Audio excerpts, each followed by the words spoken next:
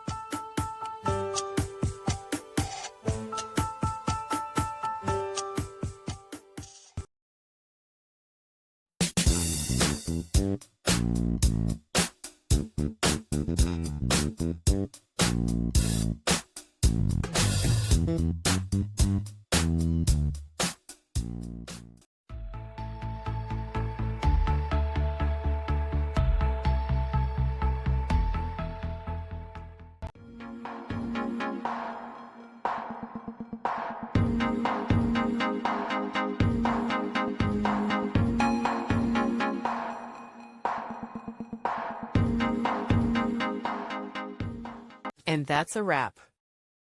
I hope you found the answer you were looking for.